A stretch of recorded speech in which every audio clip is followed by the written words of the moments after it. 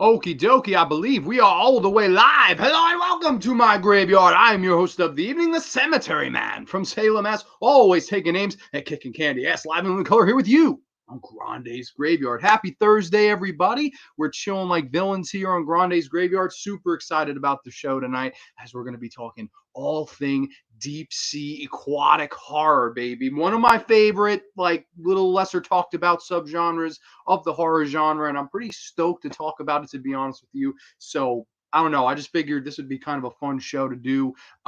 This is also something that I haven't seen too much of on YouTube. Like people, I've seen reviews of these movies, but I haven't seen anybody do like these six together as a whole, because these six together that I'll be talking about on the show tonight kind of were all related because they all kind of came around at the same time. So I figured this would be a fun topic for the show. I'll get into everything. We've got a couple people here already. The Master of Fear is here. What's going on, good brother Devin? How are you? I hope all is well with you tonight. Ben Grimm's in the house, the thing himself. What's up? What's up, good brother? Too sweet. Hope all is well with you too. But I was pondering show ideas, and initially I was possibly going to have my buddy on to do a retrospective of the VHS movies, and we are going to do that down the road someday. But it just wasn't a good week for him, wasn't a good week for me to do it, because I had started actually show prepping for this particular show. 6 movies in 7 days. I had to get started rather quickly if I wanted to watch them all. And I usually like to rewatch the movies before I discuss them on the show. This way, they're fresher in my mind and I'm not going off, oh, well, I saw it 10 years ago. Like, that's just not fair, in my opinion. That is what it is. But I decided to do this just because I don't know. I thought it would be a little bit different, a little bit fun, and I can give you guys a little bit of a background as to what was going on around this time and how these 6 movies pretty much came to be. Basically, in I would say actually like early, like around mid 1988. 20th Century Fox, they actually announced pre-production on James Cameron's next movie. Now, James Cameron, of course, he started his career with Roger Corman and Piranha 2, The Spawning, which is a film better left forgotten. Then, of course, he made The Terminator, which is probably to this day my favorite James Cameron film. I just love the original Terminator. Love Arnold Schwarzenegger, Michael Biehn, Linda Hamilton. The entire cast is great. Even Lance Henriksen. I adore that film. I adore the grittiness of that movie. That's the thing that the Terminator 2 is missing, is that fucking grit that the original Terminator has. And that's why I'm a huge fan of the original Terminator. It's that gritty feeling, almost like a horror sci-fi film. And that's why I always loved the first Terminator. And that's why I think the mainstream audience likes T2 better, is because it's not horror like the first one. Like the first one, to me, that's almost like a horror sci-fi, whereas Terminator 2 is more sci-fi action than an element or two of horror. So it's not, as consistent to me as the first one, and it isn't as gritty or brutal, in my opinion. But then James Cameron went on to do the sequel to Aliens in 1986, and that is, I have to say, it must be one of the most beloved films of all time. Like, this very rare you meet somebody who does not like Aliens. Like, it is one of the more positively reviewed films on YouTube, on the internet. When you talk to people in person, I mean, that's one of the most beloved sequels of all time, Aliens by James Cameron. And when the announcement of this was broken, the pre-production, Hollywood was like, holy shit, James Cameron doing an underwater thriller. That must be Aliens underwater, Terminator underwater, or a combination between the two. And since Hollywood is kind of a monkey see, monkey do business, a lot of people wanted to cash in before James Cameron and beat him to the punch and maybe, just maybe, outdo James Cameron. Now, do I think that any of these films did that? We'll get there. We're going to rank all 6 of these movies that came out from this time period. Some with bigger budgets, some with lesser budgets, some with great casts, some with terrible casts. It's just interesting to see how many people were like, holy shit, let's jump on that, because they saw the money Aliens made crazy. It made like 132 million worldwide. That's crazy money against the budget it did. Terminator as well. Terminator made almost 100 million against like a $4 million budget. So, and James Cameron's gone on to do that. I mean, with almost all of his films. I mean, Avatar, I believe, is the highest grossing movie of all time. Titanic, I think, is the 3rd highest grossing movie of all time. So that guy equals money For whatever reason, whether you like him, whether you hate him, whether you like his films, whether you hate his films, whether you're in between. I'm somewhere in between. There are some films of his I like, there are some I don't. But there's no denying that the guy was money, and there's no denying that it really probably wasn't a bad idea for all these studios to go, hey, let's beat James Cameron to the punch. And thus you get this kind of underwater horror phenomenon that was in mostly 1989. However, one of these films technically came out in mid or early to mid 1990. I'm not sure the exact release date on The Rift. That one's the only 1990 title out of these six. But I mean, it was probably filmed around the same time, so maybe it just didn't get released in time. I don't know. Who knows? Maybe there were delays. But I figured I'd go on and list these movies, discuss them a little bit, discuss the background on some of them, my likes, my dislikes, why I ranked them, where I ranked them. Three of these were actually first time watches for me, and the other three I had seen before. I had seen The Abyss, I had seen Leviathan, I had seen DeepStar Six. I hadn't seen The Rift, I hadn't seen The Evil Below, and I hadn't seen Lords of the Deep. So three of them first time watches for me, and the other three I had seen before, but definitely not three movies I'd seen to death, like not three movies that I knew by like the back of my hand. So I definitely wanted to show prep for this. I thankfully got all six movies in during the course over the past week since I last saw you guys or heard from you guys, and I figured I'd just go into the definite of them on the show tonight. Before I do, Devin said, I started cutting soda from my diet. I didn't think it'd be so hard as it is. Dude, yeah, it is hard. It's not easy. I'm drinking, I don't even know what the hell this is. This is Mountain Dew Kickstarter. I've never had this. Somebody gave this to me as a gift when I was in the hospital. I'm just drinking it tonight because it was ice cold, and it's not bad. It's fruit punch flavor. It's like soda, kind of. I don't know if this is supposed to be an energy drink, really. Like, I'm not positive, but this is not that bad. I kind of enjoy it, to be honest with you. Hmm. It's like a watered down Code Red. It's not horrible. Underwater horror movies, I've always liked those kind of movies. They're very interesting to me. Yeah, that's kind of a part of the reason I wanted to do this too, because I wanted to expand my horizons and see some more underwater horror, because I had seen those three I mentioned, but I hadn't seen the other three. And I was like, oh, what do they have to bring to the table? What can they show me, And granted, two of them not very much, but one of them I got some stuff out of it. Definitely, this was a fun. If for nothing else, this was a fun show to prep for sure.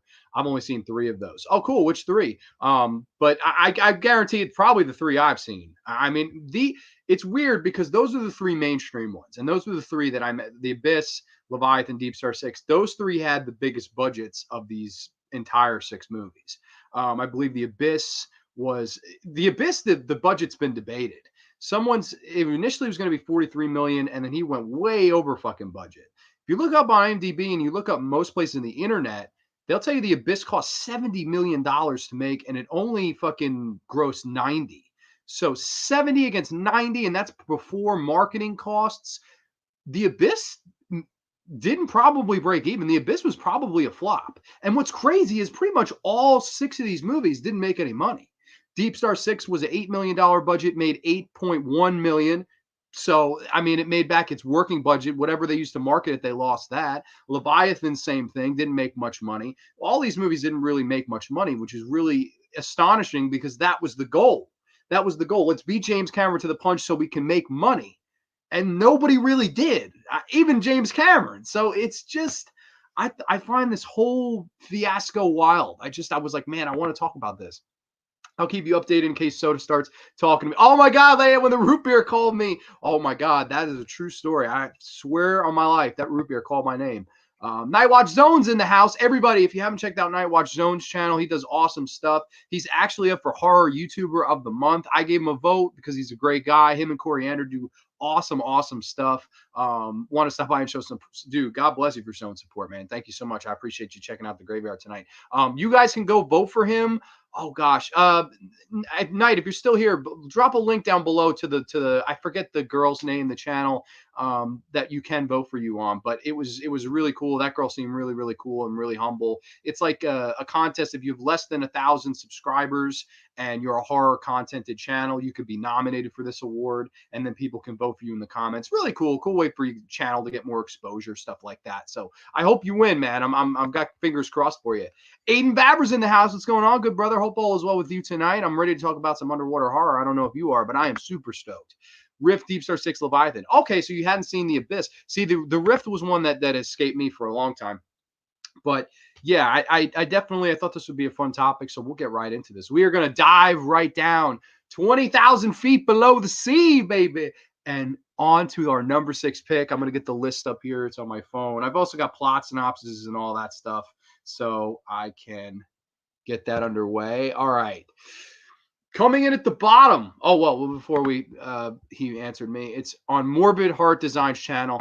Thanks, man. Dude, anytime, man. Appreciate you too. I appreciate you checking out the show tonight. But coming in at the bottom, we're not just diving into 20,000 feet of the sea. No, we're not diving into coral. No, we're diving into 20,000 feet of shit.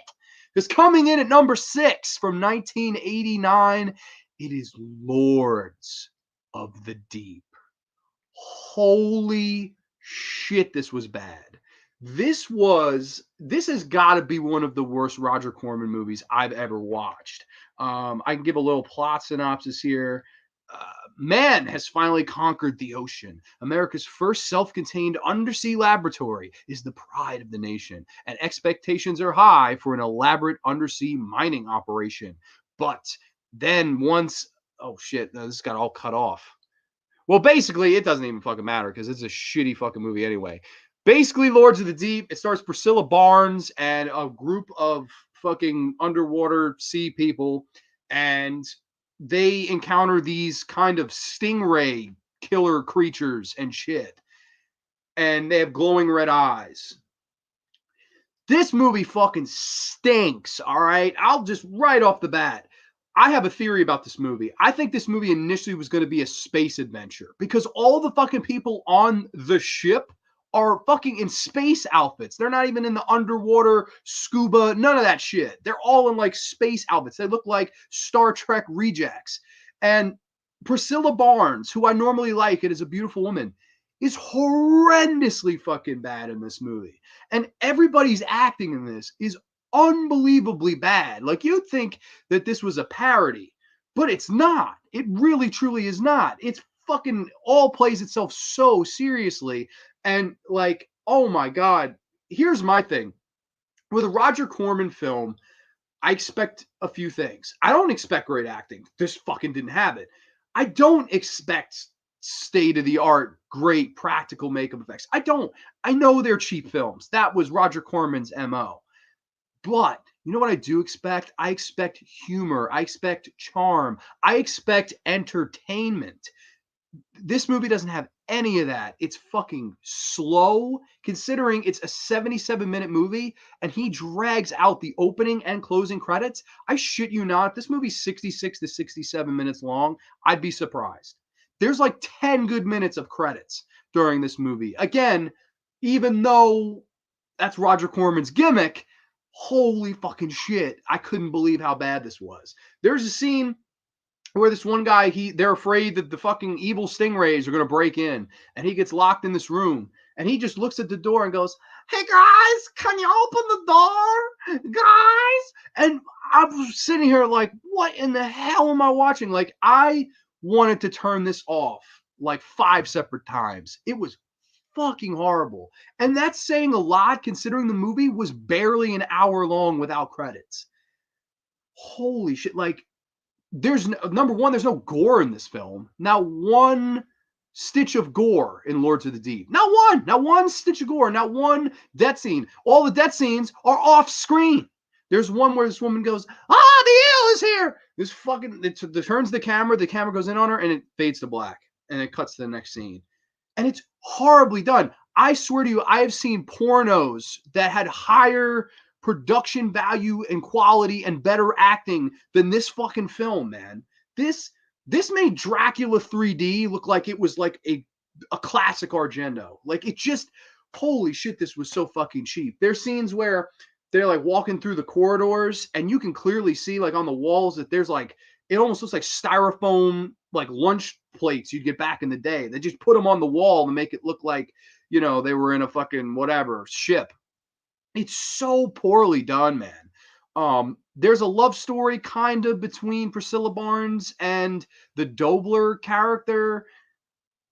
I mean, it's bad. It's poor. They try to do scenes where like she's dreaming and she sees this whole civilization of these kind of stingray red-eyed creatures, but it doesn't go anywhere. And it's one of those films that it's trying to like be like, oh, pollution is bad, but it's just fucking not entertaining. And like that's what I expect from a Roger Corman film.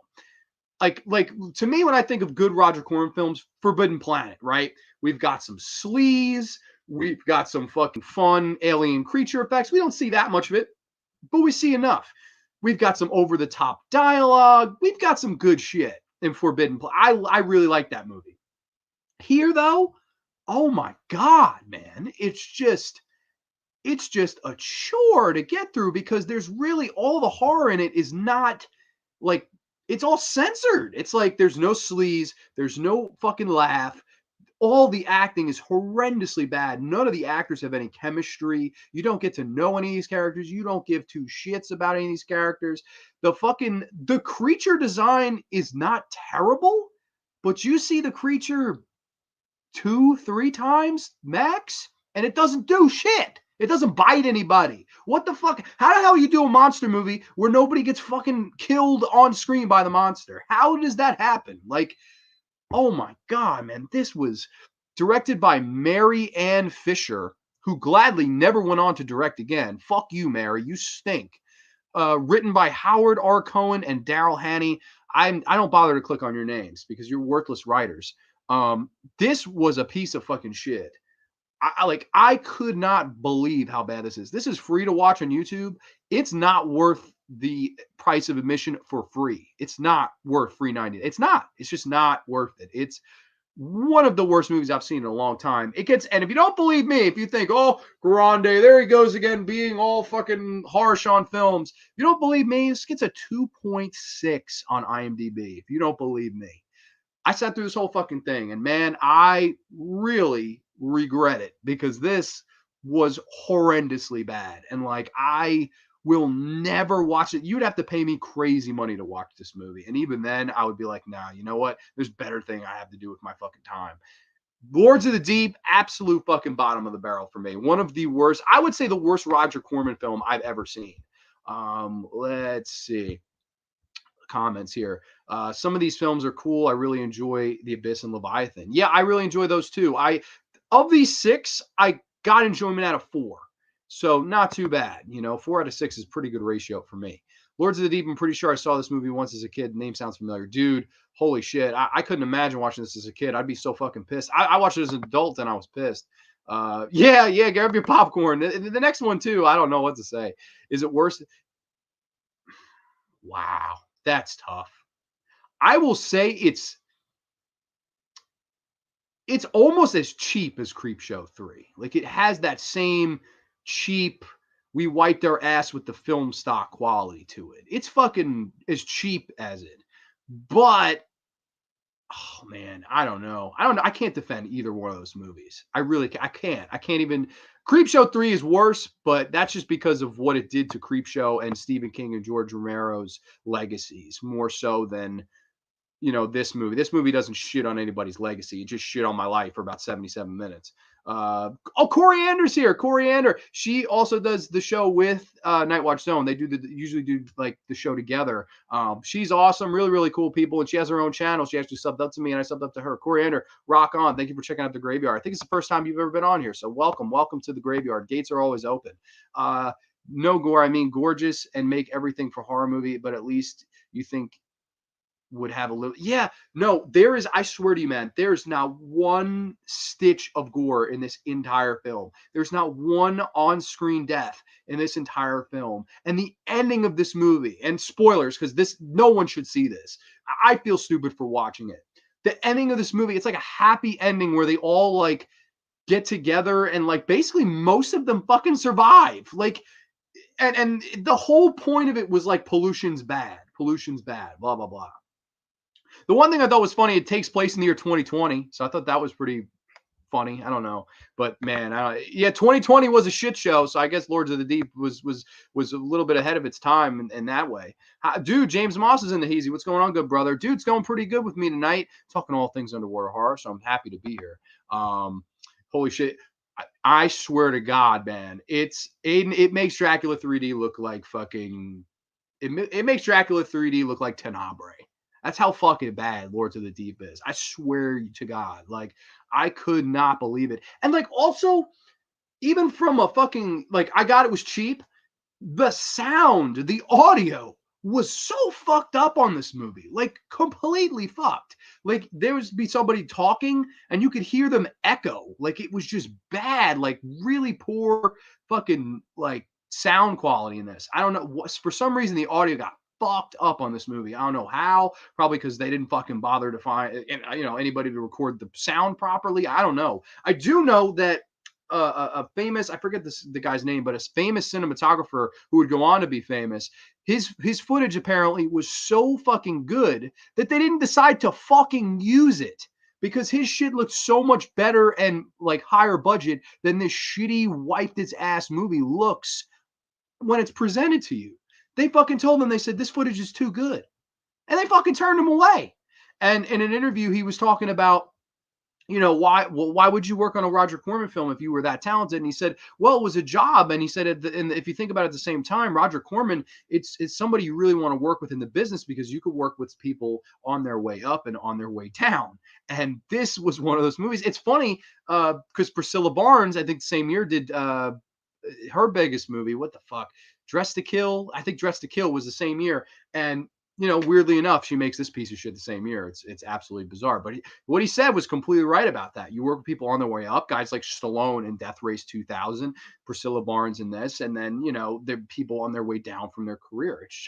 It's both extremes, but unfortunately, this was one of the down periods. Unfortunately, censorship does suck. I agree with you completely. But I will say, I don't think this movie was censored. I don't think the MPAA did anything in this movie. I think this movie they fucking didn't do a good job. This, to me, what infuriates me about this movie, this feels like a cash in. This feels like let's fucking make money. Like this doesn't feel like any heart was involved, any passion was involved. There was definitely no talent involved. There was no sense of these people that made this movie tried. I didn't get that sense. It's not even, oh, we tried to make it bad. It's just we made a bad film. We don't care. We hope we make money. And thankfully, this did not do shit.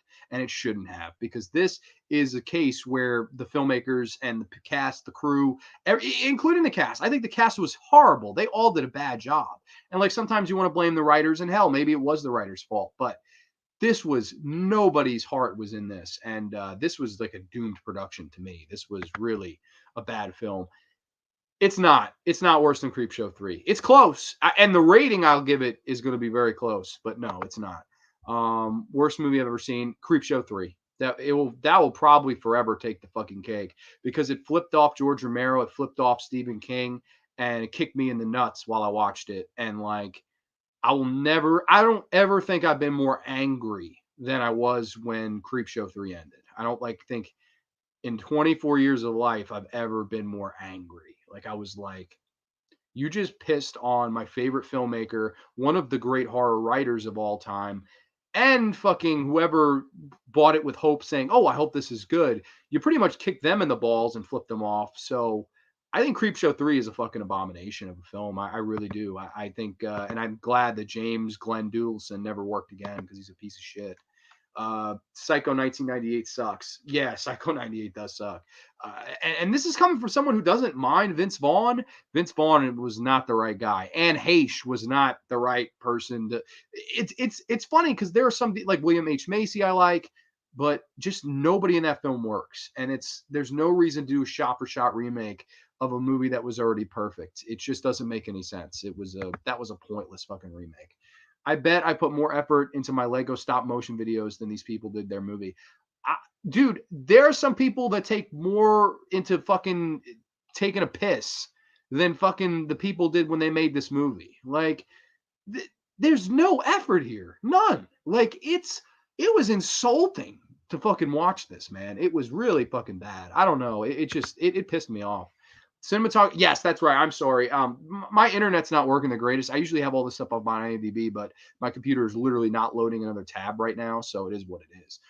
So thank you, Aiden. I appreciate that. Austin McKinney. He worked on John Carpenter's Escape from New York and The Terminator. See, and that's funny enough. He worked with James Cameron, and James Cameron before that had worked with Roger Corman on his first directing job. So interesting how all these things. Again, you work with Corman on your way up and on your way down. It's just kind of funny. Like there's so many different cases. He was spot on with that. I thought that was really funny, and I just think it's great that the only person that did try, the cinematographer, they turned his stuff away.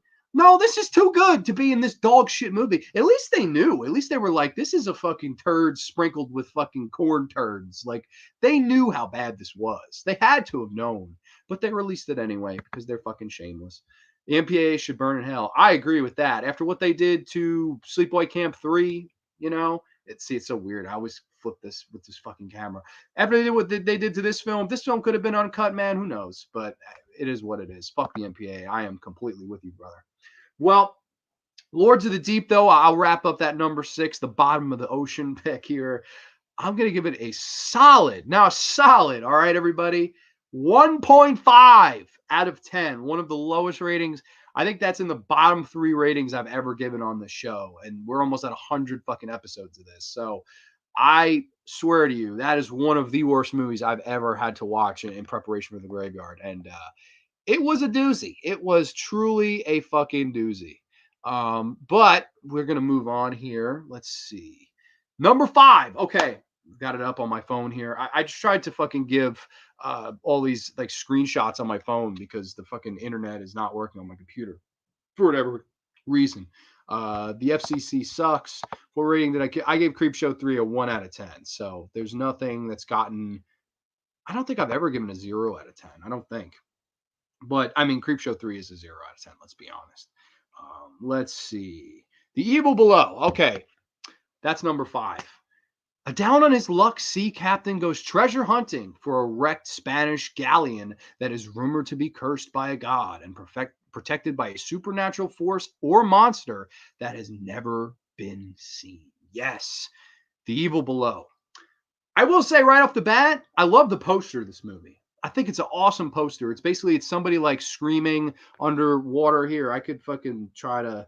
I don't know how well y'all will see this.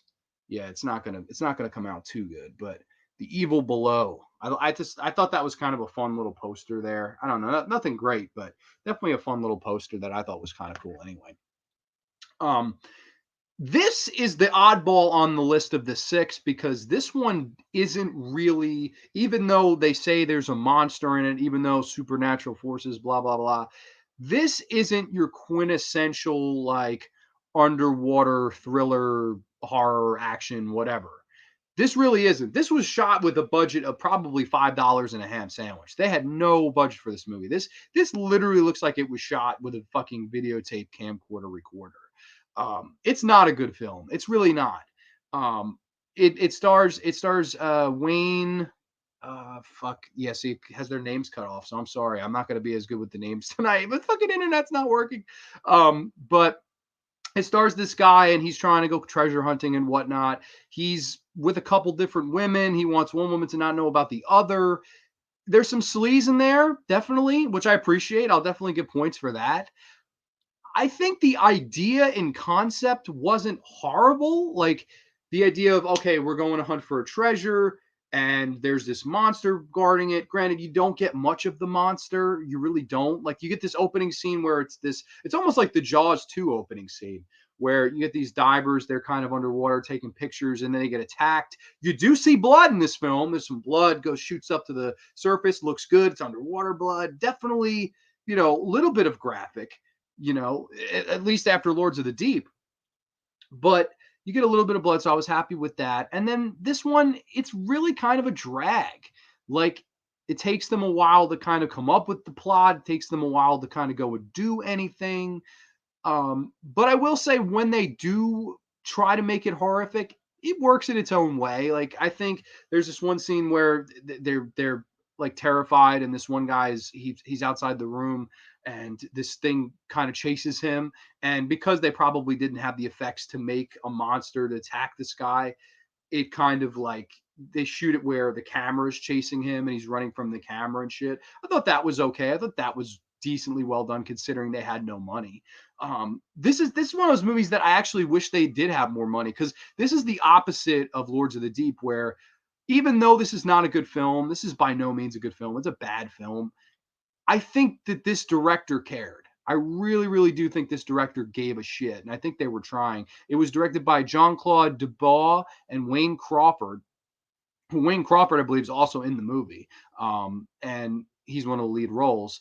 And written by Arthur Payne, who I've never heard of. These people tried. I give credit where it's due. They completely tried to make a good horror movie, and like they throw a lot of like supernatural, almost like exorcism themes in there. Like, oh, it's haunted, it's cursed. There's also this monster, and it's almost like trying to mix an exorcism film with your classic like underwater monster movie. And I appreciate trying that. I think that was a ambitious thing to try, but overall this one just kind of falls sort of flat. Like there's not much to run home about. That opening scene with the gore, that's all the gore you see in the entire film. There's really no gore after that. And the entire finale, it's not much. Like they're under the water, they actually bring I thought this was fucking funny. This was laugh out loud funny. They bring crucifixes like under the water with them, like to fucking shun the monster, I guess. Like I don't know. It was really late one night and I had work the next morning, but I was watching it and I saw the woman like with the fucking crucifix underneath the water, like looking around for I thought that was fucking funny. Like I was like, yo, I've never seen this. I've seen Amityville horror movies where they have fucking exorcism on a lamp, right? The evil escapes. I thought that was fucking funny. This was very fucking funny too. I don't think anything beats the exorcism on the lamp. That was like one of the funniest things I've ever seen in any movie. But this was pretty damn funny too, bringing a fucking crucifix underneath water to try to protect themselves from a supernatural monster protecting this gold. I thought that was just kind of funny.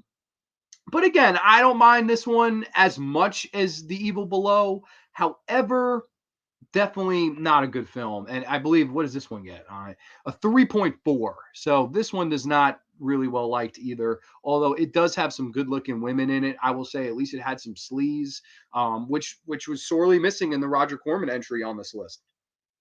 A little bit of blood. Granted, it's only in one scene, but I don't know. It's definitely a step up, even though they probably had way less of a budget. I do see that there was a filmmaker here that tried to make a good movie. He just honestly, I think, and I will say this, I really do believe this. I think the budget really held him back, because when you have that high of an ambition and a goal, and like when your dream is so big, and you have a budget so small, it's so hard to pull that off, man. There's so few movies that can really pull that off. Dawn of the Dead is the one that comes to mind. I mean, the guy had less than $1 million, and he made Dawn of the Dead feel like a global pandemic was going on, and like how this had spread across the world. Like that's one of those movies that takes that small budget and does so much more with it. This one, it just really had no chance to go above and beyond, I think. You'd given this guy the budget Leviathan had, I think maybe he could have done something with this. I think it would have been pretty interesting to see. But overall, a bad film, a definitely lesser underwater film. And I don't even know if you classify this as a horror film. Like there's a lot of this movie is just talking. Like a lot of it is just talking between this guy, his current girl, and the girl he wants to bang. And like they both know that he's like interested in the other. Like it's almost uncomfortable at times. Because it's just like fucking really like obvious. Like I don't know. It's very odd. I don't know. A lot of this movie is just talking. And some of the other parts I got somewhat of a laugh out of, but overall a pretty boring film, and a film that you don't have to see. It's not really a must watch. Both of these, the first two I've mentioned, they're free on YouTube, so that should tell you enough. Best thing about this movie is the poster art. I swear to God, like that poster art is awesome, and the rest of it, very probably below average, I would say. If I had to rank this one, man, they tried, but I'm gonna go with a 3. I'll probably go right with IMDb. Probably a 3.5 out of 10. That's right around where I'd put it. It was probably a 3 overall, but I'll give them a half a point for effort. They tried. They totally tried to make this work, in my opinion. My mom got baptized last night. That's cool. Do you like Walmart or Target? Yeah, sure. I like both of them. Definitely more of a Walmart guy, but I dig both. True. Yeah, very true. Okay, so moving on into number 4 now. I'm going to get it up on my phone here. This one, the only one on this list from 1990, and this was another one I had not watched before this show prep. It is The Rift. Siren 2, a submarine under command of Captain Phillips, not Tom Hanks. It's actually fucking Arlie Ermy, which I thought was wild. This was a fun one to watch just for some of the cast members alone. Ventures into the deep on a mission to recover missing Siren 1. Of course, that makes sense. Their quest is hindered, though, when the submarine becomes entangled with a patch of toxic seaweed. Oh, yes. This is The Rift, aka Endless Descent. They go under either title. I think it's The Rift in America. I think it's Endless Descent pretty much everywhere elsewhere. Stars Jack Scalia, Arlie Ermy, Ray Wise. Decent cast. I love Ray Wise. I love Arlie Ermy. I'll say Jack Scalia is pretty fucking terrible in this film. Like he's one of the worst leads of all these movies, and that's saying something because Priscilla Barnes is on this list in Lords of the Deep, but he gives a terrible performance as the lead. I thought. He's not a terrible actor. I don't know. He just wasn't in it in this movie. It is directed by people like this by Juan Puquer Simon. And if you don't know who that is the same man who brought us a little movie in 1982 called Pieces. Yes, you don't have to go to Texas for a chainsaw massacre. He also brought us movies like Slugs, one of the quintessential, like, over the top B horror filmmakers. He comes in to direct this movie, and that's pretty cool. Now, there actually had to be an interpreter on screen because he doesn't speak much English and he needed somebody to interpret for him to all these actors. That wasn't a problem with Ray Wise. Wasn't a problem with Arlie Ermy. Arlie Ermy's basically playing a toned down version of himself. But Jack Scalia, I think it destroyed his performance personally. And also what I noticed with this film, if you watch this closely, all of Jack Scalia's ADR is off. Like all of it. Like he'll be talking and then you can clearly see it's not matching up. It's almost like watching a foreign film, like watching an Italian dubbed film. It's very fucking strange. Like I don't know if he didn't like the sound of his voice or he wasn't speaking loud enough. I don't know. I don't know what the problem was, but almost all of his lines are like ADR. Like they were all like added in later, which I thought was very fucking weird. It was like everything was added in post. I didn't notice that with any of the other actors except the lead, which is a weird. I don't know. I thought that was just very fucking odd. But this one, I definitely a step up from the last two, and one that I can say I got something out of. It wasn't the greatest movie in the world, but I definitely got positives out of this movie. First and foremost, I thought the look of it. Considering I had just watched two movies that literally had the budget of probably $27.60 and a ham sandwich put together, Lords of the Deep and fucking The Evil Below. Um, and weirdly enough, the one of those two with the bigger budget was the shittier movie. This movie had like a $1.2 million budget, so it didn't have too big of a budget.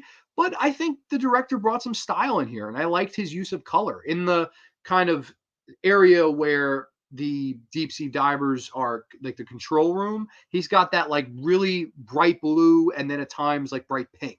So it almost looks like a fucking cotton candy Trix yogurt, this entire cockpit. I thought it was cool. It was cool looking. And Ray Wise, like the main guy, telling them, "Oh, well, there's something here, there's something there." He gives a really fun performance in this, and I don't know. I right off the bat, I noticed the style was pretty good. And there's a scene where this guy he goes out to untangle something, and the seaweed basically like eats him alive. And you're like, "Holy shit! Like, what the fuck? Toxic seaweed?" I didn't know this was a toxic seaweed movie when I was going into it. And it kind of escalates from there. There's a scene where they have to get off the ship, and these fucking weird, like bug like creatures, they almost look like monarchs. I don't know. They were creepy ass looking, man. There's like these little holes, and this guy leans against the wall, and he's like all scared and shit. And you see this thing kind of poke its head out, and it just grabs him and like starts eating him alive. And I thought it was a pretty fucking scary looking effect. It looked like a giant like evil caterpillar with like sharp teeth and shit, big old eyes. And like I also thought what was smart here too is it was obviously this is an underwater horror film, not much light, so we can't see if the effect looked terrible, if it looks fake, quote unquote. It didn't. It looked good. You got the idea, and I thought it was effectively done. And there were scenes where they were all looking and shooting at these things, and like I thought genuinely the effect looked really, really good. And considering this is a $1.2 million budget film and they didn't have the top of the notch, they didn't have no K and B on this. This really, I thought, looked rather good. I was surprised at some of the special effects in this. And I also thought the coolest thing was with this movie too is that there's kind of a human villain towards the end as one of the characters turns heel towards the end of the movie. And I thought that was pretty cool. I was like, oh, cool. You know, we have this monster movie. We're dealing with these monsters. We think, oh my God, we're just out of it. And no, one of these people were behind it. I thought that was really smart direction to take this movie too. And there's this kind of whole battle between our remaining heroes and the villain. And really, again, good practical makeup effects. One of them gets their faces burned with this goo, and they have all this steam coming off and like the face melt. Pretty good. I mean, pretty good makeup effects. And you know this director, since he's the guy that made Pieces, since he's the guy that made Slugs, he wasn't going to hold back on the death scenes like, you know, Lords of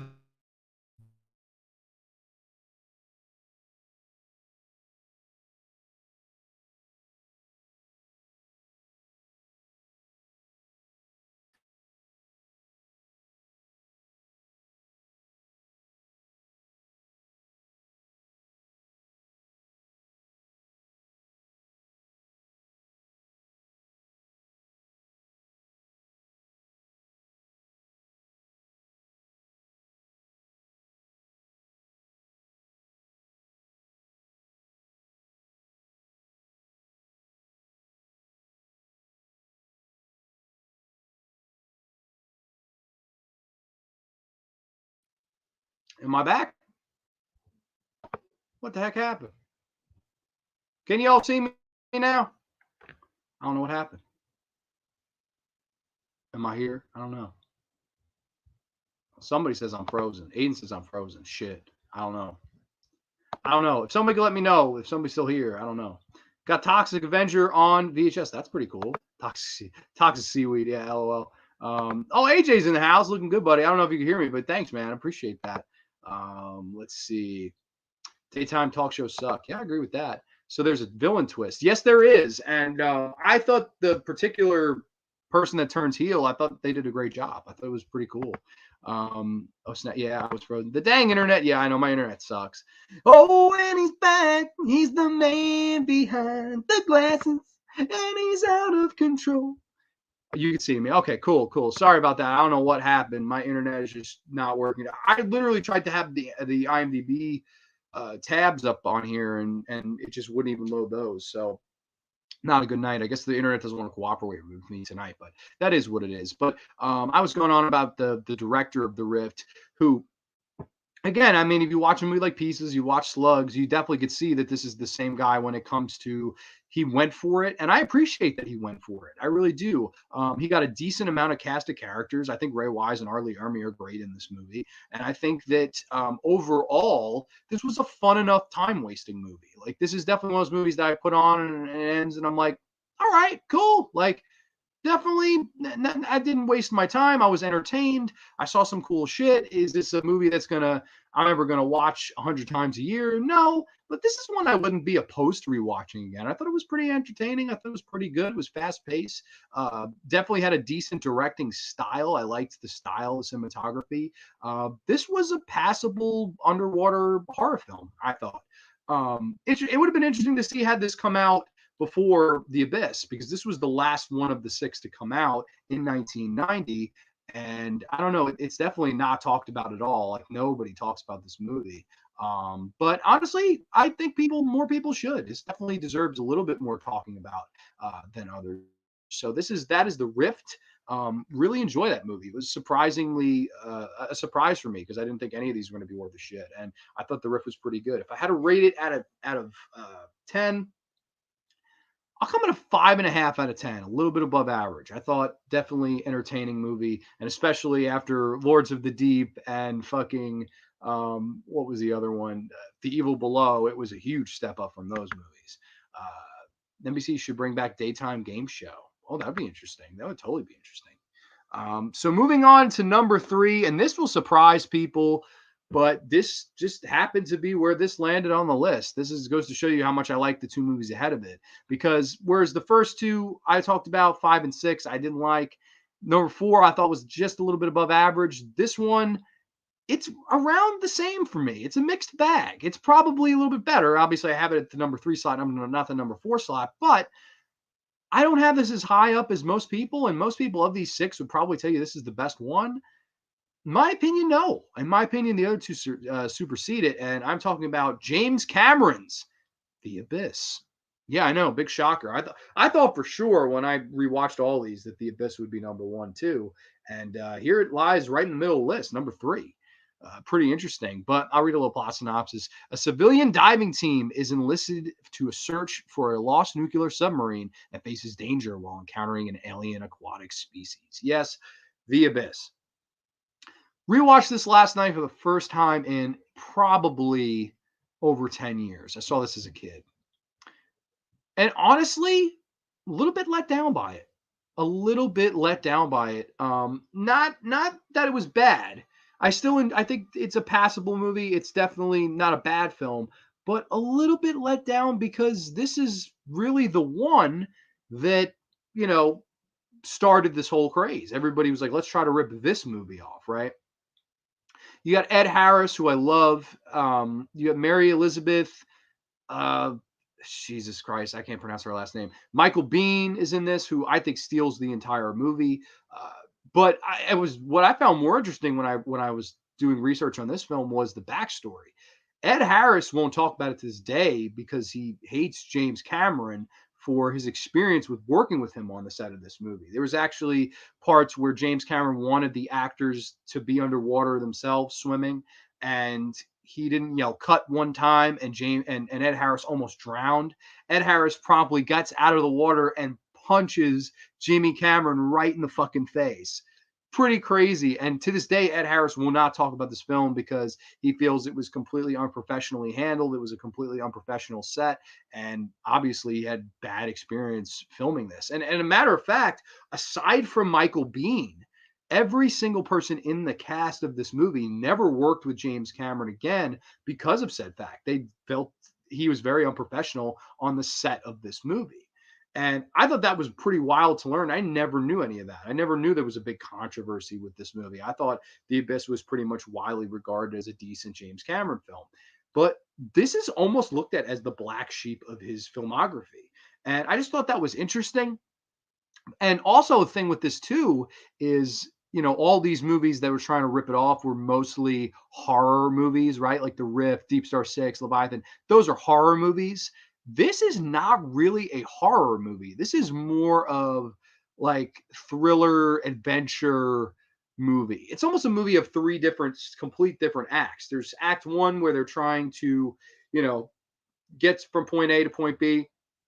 They get there. Michael Biehn basically turns heel from all the stress, post-traumatic stress he's encountered, and he's going crazy. So you have, a male, actual human antagonist, and I think Michael Biehn just does an excellent job in this film. His performance is fantastic. I love he has the shakes, and like you could see it starting even like very early on in the voyage. He goes to reach for something, he notices himself, his hand shaking, and there are scenes where he starts to like cut himself to try to release the endorphins to stop the pain going on inside his head. I just thought his performance was wonderful in this, and I read that I think the producers were trying to get him nominated for Best Supporting Actor at the Oscars for this. That's really cool. I honestly think it's his best role. He played a really, really good heel because Michael Biehn always played like the likable side guy. And in this, he's the hateable villain. And I thought he gave a really, really good performance, and he has good charisma and just a good look to him. Like, he almost looks exactly like Robert Pattinson does in The Lighthouse. Weird how it's exactly the same mustache look, crazed look with the eyes bulging, like all that shit. Michael Biehn steals this movie for me, and I think he's the biggest reason I like it.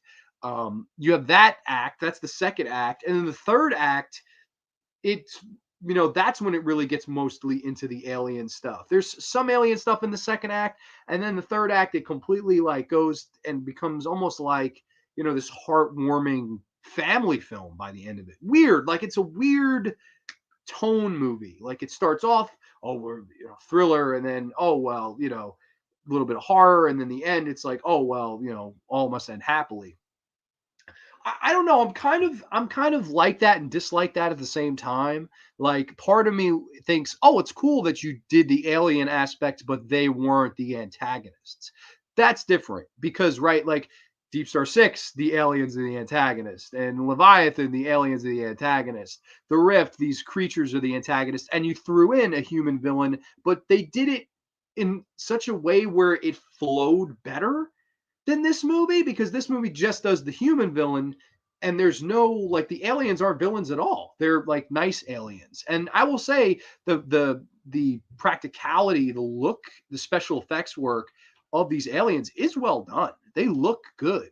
Again, like kind of a bluish pink color scheme, like weirdly enough, like the Rift. And you could see that it's almost like they're sitting, and you kind of see their face kind of looks amphibious, whatever. I like the special effects. I think the special effects won an Oscar, and rightfully so. I think the special makeup effects look really, really good in this.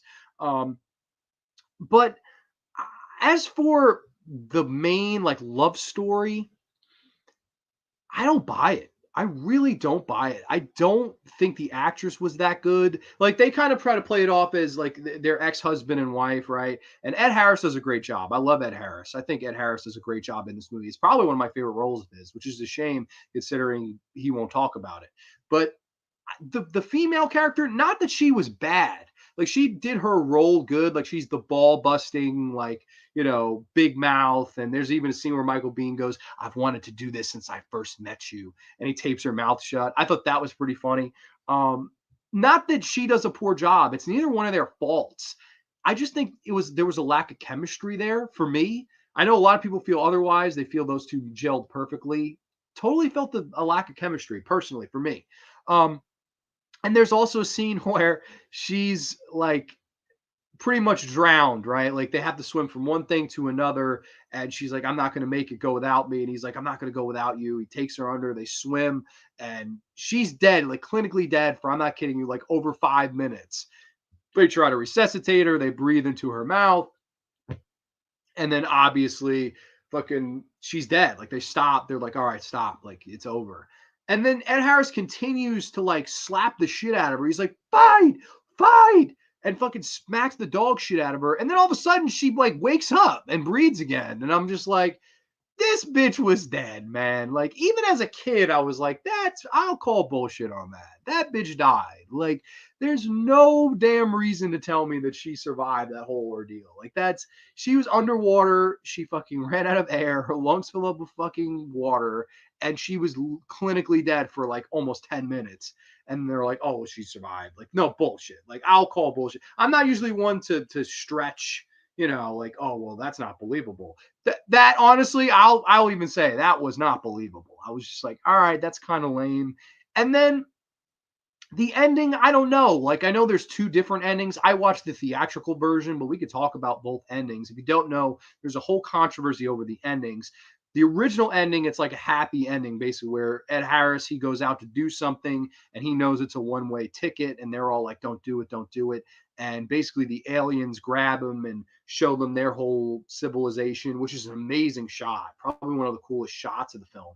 And Ed Harris, howdy, and they, in the theatrical version, they show him that they intercepted the messages between he and his wife, and they can tell that he wants to see his wife and that he loves her, and thus they send them all back up to the surface, and they kind of live happily ever after in this film. But in the alternate ending, which most people seem to like more, I'll be honest, I've watched the theatrical cut twice in my life. I've never watched the alternate cut, so maybe I'd like the alternate cut better. I don't know. But I watched the alternate ending immediately after I watched the film, and I got to admit, didn't do much for me. The alternate cut is the aliens threatened to do like a tidal wave across the entire world, and fucking like all these actors, they're looking around, or and pretending, "Oh, there's a giant tidal wave coming," or whatever. And fucking, Ed Harris is like, "Why would you do this? Why are you trying to do this?" And they show him like all of the instances of like World War and atomic bombings and shit and like nuclear weapons, and basically saying that like we need to stop doing that stuff. A little politic jab in there. I don't like shit like that. And aliens wouldn't give a shit. Like, that's another thing. If you have your peaceful civilization down here, there's no reason to bring that up in this movie because it feels like a different movie. And again, that's what I meant when I'm saying playing with tone, because it starts as a thriller, then it really escalates into this almost, stress disorder Michael Biehn going crazy in this kind of whole struggle with him and his character, and he's just fucking fantastic. I can't stress that enough. The whole battle with him, and then once that second act ends, and Michael Biehn gets like crushed by the water pressure, really good stuff. Once that second act ends, I feel this movie really runs out of steam because there's another like 50 minutes in this movie and it's all kind of happy. And then if you watch the alternate cut, it's, oh well, we are evil, we need to stop this, blah blah blah. I don't like that either. I really don't. Like, I don't know how you could have saved. I almost feel like the movie should have just ended there. Part of me thinks, did you even need the aliens in this? Like, yeah, they do well, they help out, but like, did this movie have to be 140 minutes, 2 hours and 20 minutes long? Like, did it really? Like, sure, you get a little bit of character development, not as much as you would get in DeepStar Six and Leviathan, but you get a little bit of character development. I like the actors. They do a good job. There's one guy's obsessed with his rat, and they do this like whole liquid thing where they have the rat breathe in all this liquid and it can breathe underwater all of a sudden, almost like it has gills. I thought that was interesting. The effect was interesting. They used the real rat in the water and didn't harm the rat apparently. So I thought that was pretty interesting.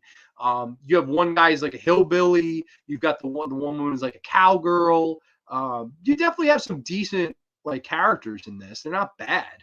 But at the same time, they don't blow my skirt up either. Like, they don't blow you away by any mean. I don't know. This is just one of those where I felt it was more of a mixed bag second time around. Like, I almost wish the movie would just end after the second act. Like, Michael, and maybe have Michael Biehn pick off all these fucking cast members. Like, that would have been more fun. Or like Michael Biehn and a couple other men like just decide, fuck it, let's clean house. And then this whole battle at the end with him and Ed Harris, and then him and Ed Harris's woman in the subs going at each other. That I liked all of that. The second act I think is great. It's just the final act, I don't know, it almost feels very Steven Spielberg-ish. And like, in this instance, it did not work. I don't know. The Abyss, I don't know. It's just such a weird film to me. Like, it's an interesting movie. It's such a mixed bag because I almost wish they had picked one way or another to go with it, and like they didn't. But I do think there are some good elements in there. Is it a well-directed film? Totally. Great cinematography, great look, great acting. Definitely original having the aliens not be the antagonists.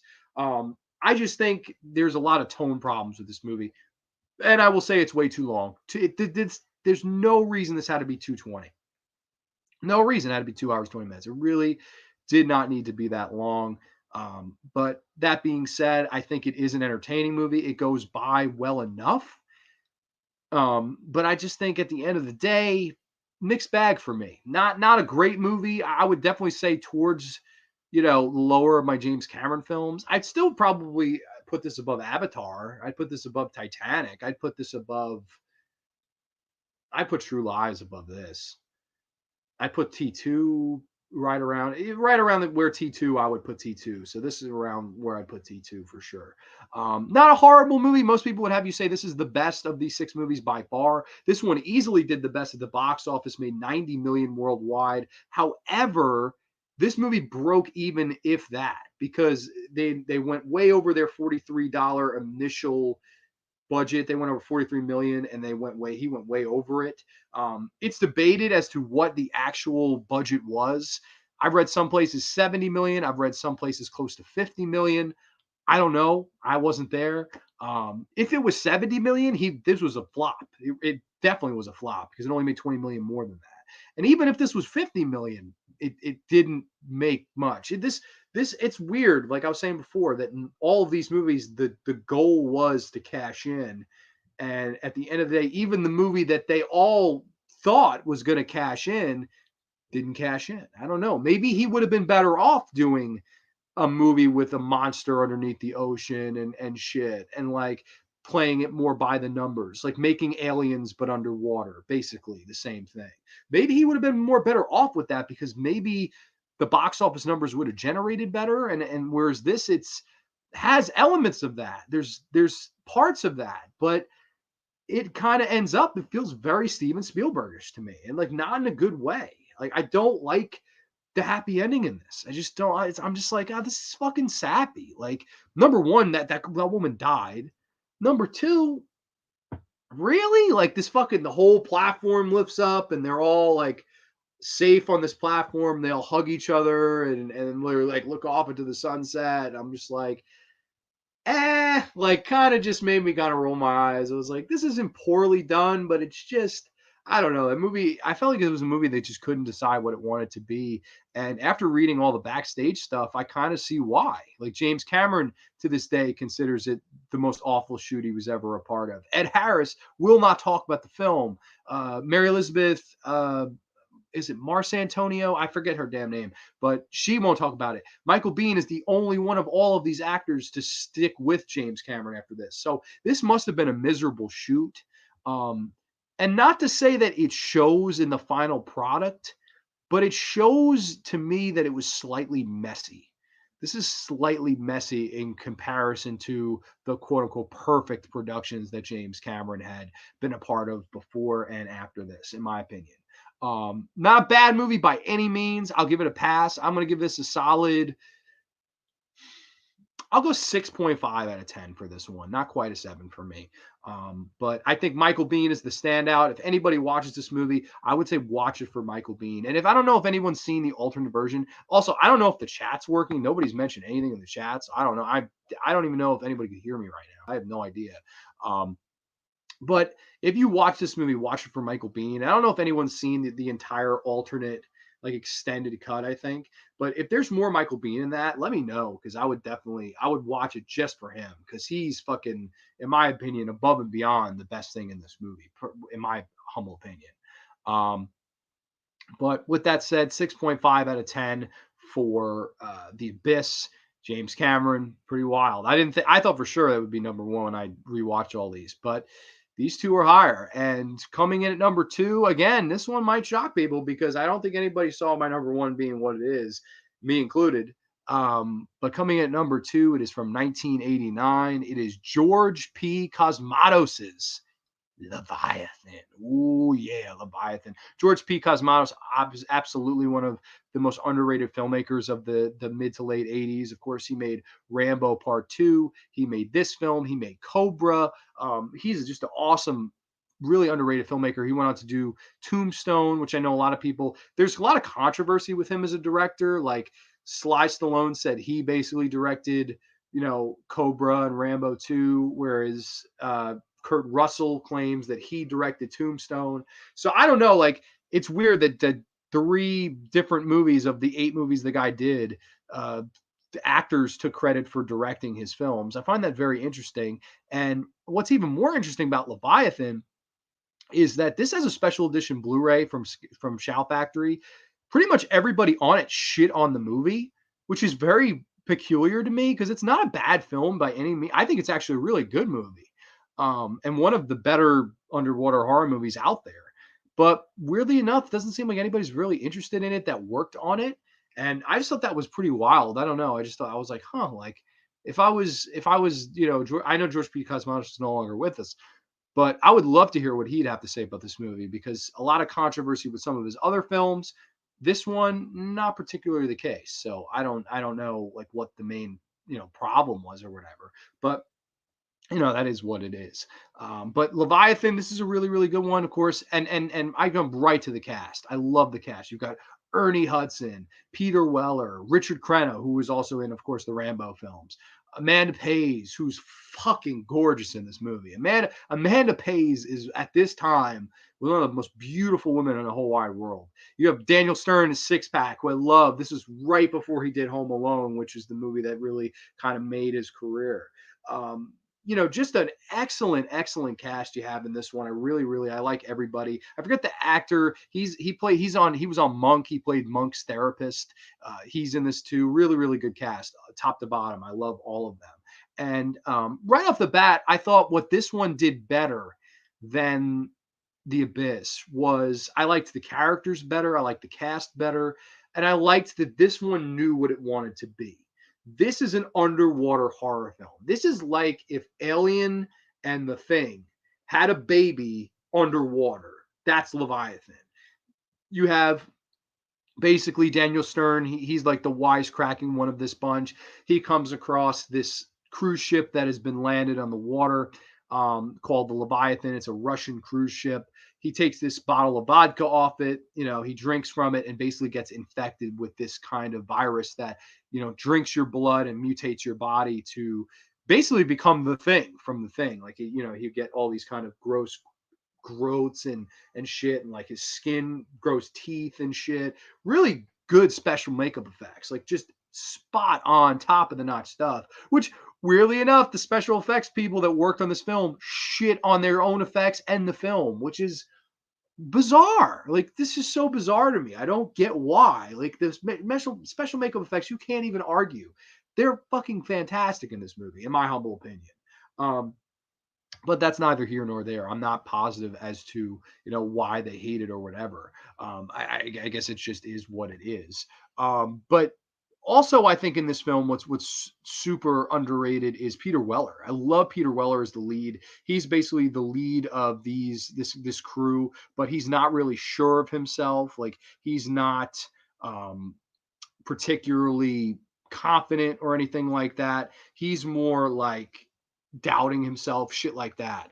And that's what I dug about this personally. I thought he was really really fun to watch. Of course, I always like Richard Crenna. He plays the doctor in this. Thought he did a wonderful job as always. Just love Richard Crenna. I think he's awesome. Um, I think the cast all around is really really good, and I think this one goes at a pretty decent enough pace, and I like the whole kind of atmosphere and creepy feeling that this one has. The character interactions are a lot of fun. It's almost you have each stereotype in there, and they're a lot of fun to interact with. It was cool to see Ernie Hudson not in a Ghostbusters film. I thought that was really interesting to see. And he has a lot of fun in this. Of course, you have Meg Foster, who's like the ringleader of she's the outside person, and she's going through like bossing all of them around, shit like that. And basically she's like, oh well, you can't resurface for 12 hours, there's a hurricane here. And of course you find out that she's full of shit.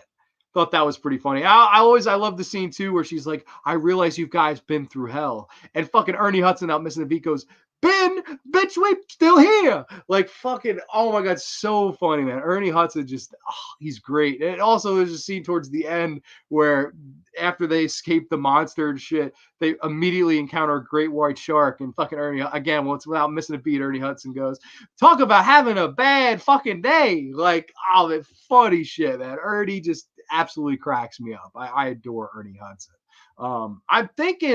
I'm thinking now before I don't want to get too off track. Yeah, I'm see here that the comments are not they're not loading on my computer anymore. My Wi-Fi is completely shot.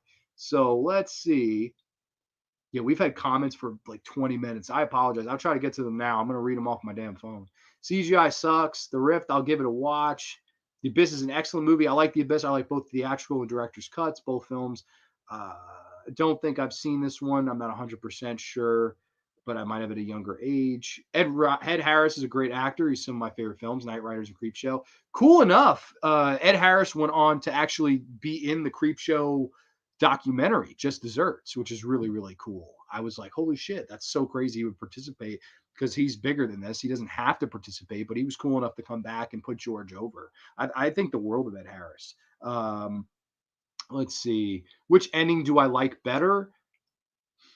Probably the theatrical ending, only because the world disaster ending didn't add anything. Like, if anything, I was just like, this is another fucking tonal shift. Like, we're going from, oh, we're saved to, oh, now we're gonna fucking tidal wave the earth. Like, I don't buy that from these aliens, because these aliens were friendly from the word go.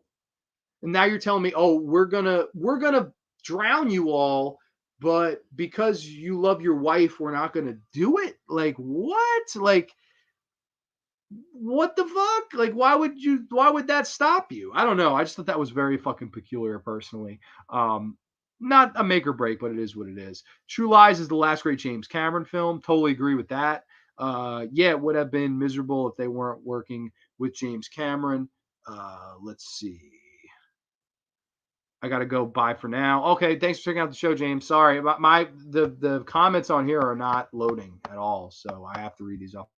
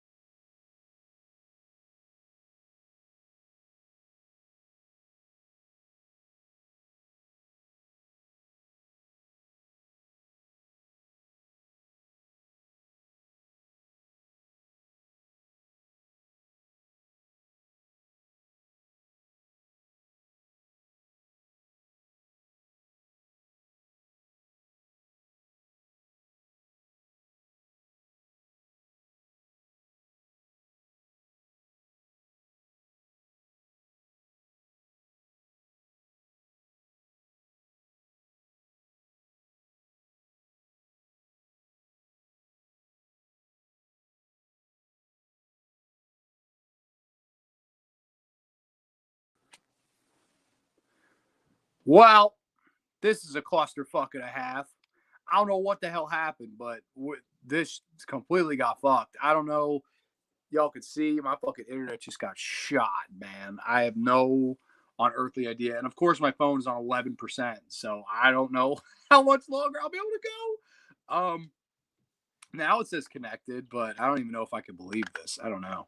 I apologize to everybody. I have never, this computer just worked like shit tonight. And it's the minute I got on it too, it was like, oh, well, we can't load IMDb. It was like, well, why, motherfucker? I didn't need IMDb. I'm trying to fix this son of a bitch now. See, now it says I'm connected. The site can't be reached. Oh, now, wait, no. DNS address could not be found. Diagnosing the problem. What the fuck problem are you talking about? This is crazy. I'm sorry, everybody. This is fucking. Yeah, I don't know. My entire computer just crashed out of nowhere. Fuck. All right, you know what? This is not going to fix itself. So I guess I'll just finish the show on this on 8 fucking percent. So I don't know, y'all. I don't even know if anybody's still watching, but I apologize if y'all are. And I'm sorry if the audio is fucked up now, but this is the only option I have. So on Leviathan, I feel sorry I was cut off here. I don't get in the fucking way of the glare. Leviathan, I really enjoy the movie. I think it has good sense of humor in the beginning. I like that we get to meet the characters and get to know them a little bit. Of course, I do think it's a little bit better in the next movie when it comes to character development, getting to know them and taking time to meet them. But I do think Leviathan does a great job with characters, with story, with pacing, with makeup, special effects, with direction. I think George P. Cosmatos brought a lot to the table, and I think this is one of his better movies. And I don't know, I really, really like Leviathan. I think it's unnecessarily shit on by everybody. Like, I don't know why it gets the hate it gets, but I mean, it is what it is at the end of the day. I would give Leviathan a solid 8.5 out of 10. Really, really like Leviathan. And that brings me number one. And that is none other than from 1989. This was the first one released of all six. And weirdly enough, it was my favorite of the six. Directed by Friday the 13th director Sean S. Cunningham. I'm talking about Deep Star Six. Ooh, yeah, Deep Star Six. I really like this movie. I'm a huge fan, to be honest with you. And I thought when I first saw it, this would be almost like the Roger Corman quality, if you will. And I didn't think it would be anything that special. But as I went on, I really grew to really like this movie. I like Miguel Ferrer's character in the movie. I like how he's really dealing with a similar character, the Michael Biehn character, the stress disorder character. But while Michael Biehn became this like charismatic badass villain, I like that Miguel Ferrer, he kind of became wimpy and like accidentally started costing some of the crew their lives. Similar to the Miguel character in Day of the Dead. Weirdly enough, both of their names are Miguel. What is it with Miguel? People named Miguel in horror movies dealing with stress and causing innocent people to die. I don't know. But I've always liked the design of the monster. I love the cast, Nia Peoples as Scarpelli. I love her. I love the guy that plays the captain. Go, that's an order. He gets the thing where it breaks his back and all that. That's a really, really good scene, I think. I really like that scene. And I like that some of the death scenes in this were more to do with the environment around them they had to play with. Like, there's that guy gets his back broken. Miguel Ferrer, he gets so scared that he gets into an escape pod and shoots up to the surface, but it doesn't decompress. So his entire face like pushes in, he starts bleeding, and he just explodes. Thought that was an amazing little death scene. There's one woman where the monster is coming at her and she knows she's going to die anyway. She takes these two paddles and electrocutes the water to try to kill the monster. It doesn't end up working, but I thought that was a really, really cool, badass way to go. There's also one guy who he gets sent under in this kind of suit that's on the poster. And the thing follows him up in the airlock and bites him in half right in front of Scarpelli, who was banging that guy. Thought that was really, really good death scene too. I don't know. I liked the gags. I thought Sean S. Cunningham almost made a deep water Friday the 13th. We got to know the characters. We cared about them. There was the lead relationship with Greg Evigan, I believe, and Nancy Everhart, I believe. I liked their love story. I believed theirs far more than I believed Ed Harris's in The Abyss. Personally, I just thought they had, I don't know, better chemistry, a better story. It wasn't all that glorified. You learn that she's pregnant at one point, so that added a little meat and potatoes to it. And I like the design of the monster. I think the design of the monster was really good, personally. I don't know, just the little things. This one does the little things right, and I think that's why I enjoy it the most. Is the special makeup effects better than Leviathan? No. I like the creature design better, but the makeup effects not as good. Is the presentation as good as an Abyss? No. But I think at the end of the day, I liked this cast, even though there was no real star aside from Miguel Ferrer. I liked this cast. I liked the entire tone of the movie, this deep, you know, deep sea monster adventure, and it's picking these people off one by one that I kind of liked. Um, I don't know. This one does the little things, and at the end, they kind of have this whole battle with it in similar vein to Jaws, where they blow it up, and somehow the guy survives, which is funny. And the really funny painted background that almost looks like the end of the Truman Show. Like, I was waiting for Truman to go be like, "Good afternoon, good evening, and good night." Like, that would have been a perfect way to end DeepStar Six. Like, just it's Truman in the background waving. But I don't know. There's something about this movie has a nice charm to it. Keeps me coming back to it personally, and I don't know. I really like DeepStar Six. I think that's one that's like criminally underrated personally. But I don't know. It doesn't get its love. It doesn't really get its respect. If anything, it gets shit on a lot, which I guess is the par for the course with a lot of these movies. Aside from The Abyss, pretty much all of these movies are kind of get their hate. Um, I don't think any of it's justified, though, unless you're talking about Lords of the Deep and The Evil Below. I think the rest of these are definitely all passable. Deep Star Six, I'd give a solid 9 out of 10. I really like Deep Star Six. I think it's a great movie. And I don't know. I think Sean S. Cunningham somehow managed to pull one last trick out of the hat. I really like the new kids. I really like Friday the 13th. I really like Deep Star Six. So I thought it was pretty cool that Sean S. Cunningham somehow, some way, found his way at the top of this list over George P. Cosmatos and James Cameron, who made so many more acclaimed movies. But of course, it's the guy who directed Friday the 13th that you find at the top. Pretty interesting. But unfortunately, I'll probably have to cut this episode here. The chat's not loading. I'm doing this on my phone. My phone's at 1%, so I've got to wrap this up. My computer is still fucked. I sincerely apologize to everybody who watched this. I feel so bad that my Wi-Fi just completely crapped out on me tonight. But I don't know. I guess it happens. It's a part of life. Got to learn to live and deal with it, But thank you all. I'll try to get this fixed. Once I get back online, I'll try to edit together to try to make something of this video. I really, my deepest apologies. I'm sorry. And thank you to anybody that is still watching, if there is anybody still watching. If not, I don't blame you. But okay, we'll catch you next time, only on the Graveyard.